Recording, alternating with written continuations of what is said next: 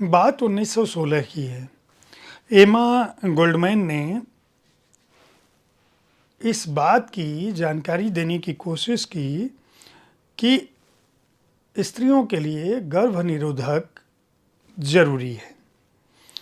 उन्होंने कहा था कि स्त्रियों को हमेशा अपनी ज़बान बंद रखने और गर्भ खुले रखने की ज़रूरत नहीं है। नतीजा यह हुआ कि एमा गोल्डमैन को 15 दिनों के लिए जेल भेज दिया गया।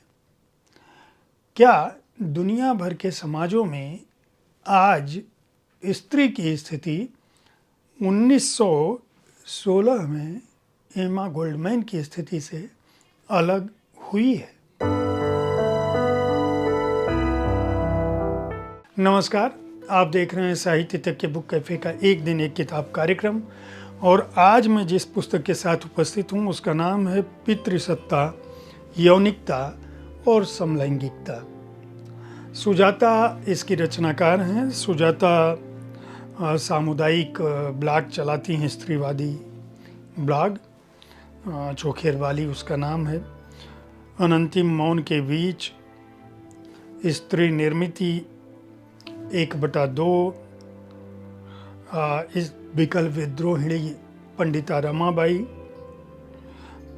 और दुनिया में औरत, इस तरह की कृतियां आ चुकी हैं। स्त्री स्वतंत्रता की, स्त्री अधिकारों की सशक्त आवाज़ हैं, लिखती पढ़ती हैं। और उनका मानना है कि इस पुस्तक के बहाने वे पितृसत्ता, यौनिकता और समलैंगिकता को आंकने की कोशिश करती हैं।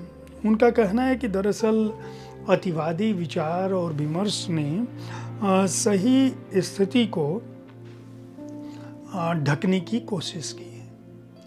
समाज का यथार्थ क्या है? स्त्री को किस रूप में देखा जाता है? स्त्री की अपनी पहचान क्या है? उसका शोषण क्या है? और इसके पीछे उनका मानना है कि दरअसल पितृसत्ता की जो सोच है वह स्त्री के शोषण का सबसे बड़ा माध्यम। उनका कहना है कि ये समाज जो है दरअसल इस बात को भूल जाता है कि स्त्री जो है वह जन्म देती है, प्रेम और देखभाल करने में उसकी तुलना में कोई दूसरा दक्ष नहीं हो सकता।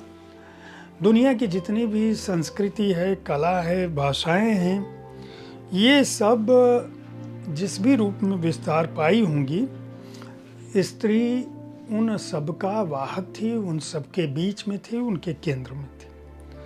लेकिन इस समाज ने स्त्री का हमेशा दोहन किया और स्त्री के चरित्र को लेकर, उसके स्वभाव को लेकर, उसके बोलने को लेकर हमेशा उसे निशाने पर रखा जाता रहा है।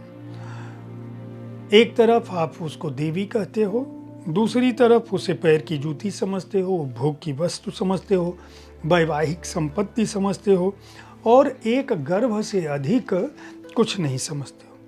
उनका कहना है कि जिस स्त्री ने घरेलू श्रम किया, आपको भावनात्मक सहारा दिया, प्रेम दिया, जिसने जन्म दिया, जिसने पालन पोषण किया, जो संसार में जो कुछ भी बेहतर है, जो उसका सबसे बड़ा वाहक हो सकती है, उसे आपने दैवी जब कहा तो यह आपकी दी हुई सत्ता थी। जब आप ये कहते हो कि तुम ये हो, पूजनीय हो या पैर की जूती हो, तो आप दोनों ही स्थितियों में अपनी सत्ता को उसके ऊपर थोपते हो।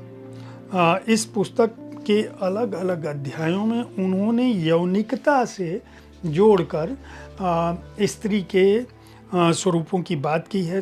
3 खंडों में यह पुस्तक, जैसा कि इसका नाम है, विभाजित है।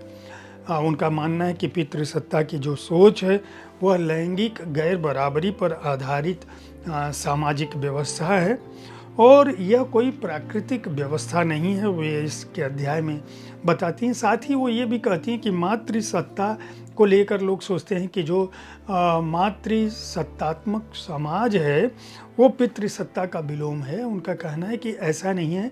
जहाँ मातृकुल और मातृवंशावली लागू होती है जिन परिवारों में भी, वहाँ भी मातृसत्ता कोई ज़रूरी है नहीं है कि वहाँ हो।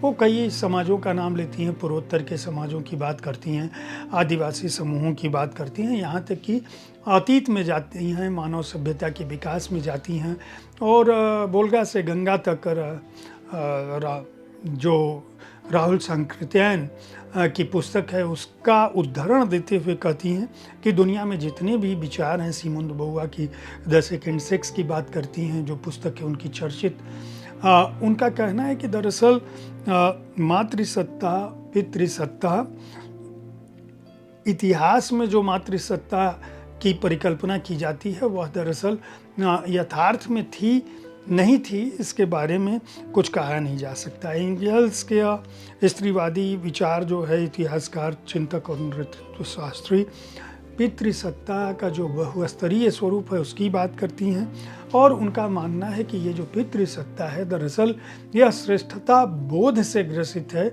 इसलिए इसे ब्राह्मणवादी पितृसत्ता के रूप में देखा जा सकता है।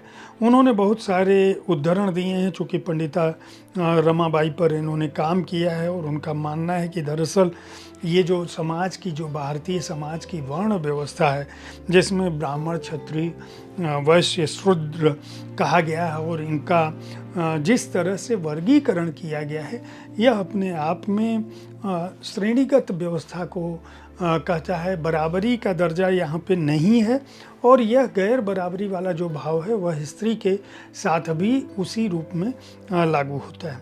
उसके बाद दूसरा खंड उनका है यौनिकता पर है। यौनिकता क्या है? यौनिकता को लेकर जो सीमोन दे बोउआ और फ्रायड के विचार हैं उनकी वो बात करती हैं। स्त्री और पुरुष की यौनिकता में क्या कुछ अंतर है और दैहिक स्वायत्तता क्या है, इस पर भी वे बात करती हैं और यहाँ पे वो बहुत सारे उदाहरण देती हैं जिसमें वेश्यावृत्ति भी आती है।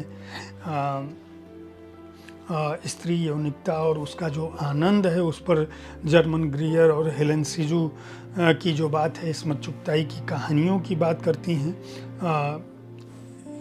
चूँकि साहित्य रचनाकार और प्राध्यापक के तौर पर, इनकी आलोचक के तौर पर, लेखक के तौर पर अपनी व्याप्ति है सुजाता की, इनका अध्ययन बहुत गहन है, इसलिए ये लगातार जो है साहित्य से, पुस्तकों से उद्धरण लेके इस पुस्तक में उपस्थित होती हैं। तीसरा अध्याय जो है वह समलैंगिकता का है जिसमें वो क्वियर विमर्श कहती हैं। वो कहती हैं कि क्वियर जो है और समलैंगिकता दोनों में बहुत अंतर है और इसे समझने की ज़रूरत है।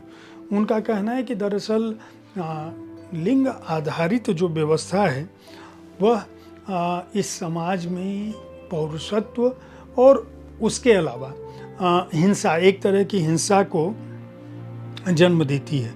पुरुष की जो कल्पनाएं हैं काम संबंधी वह कितनी विचित्र हैं, वह भी स्त्रियों पर बलात्कार का दोषी है और इसी तरह से समलैंगिकों को लेके जो दुर्भावनाएं हैं वह भी उसी के चलते हैं। इस पुस्तक में वो जूडिथ बटलर का भी उल्लेख करती हैं और भारत के संदर्भ में जो समलैंगिकता की अवधारणा है, जो यथार्थ स्थिति है, उसकी बात करती हैं और उनका कहना है कि दरअसल ये औरत और मर्द के बीच में नहीं बल्कि भाषा और संरचना के बीच में फंसे हुए लोग हैं जिनको हम उस संवेदनात्मक धरातल पर पहुंचकर नहीं देख पाते कि ये मनुष्य की देह में केवल यौनिक अस्मिता नहीं होती है, वो इन तीनों ही पक्षों को, जो पितृसत्ता की मानसिकता है, जो स्त्री शोषण का कारक है, जो यौनिकता को लेकर जो पुरुष का या आधुनिक समाजों का भाव है और जो समलैंगिकता को,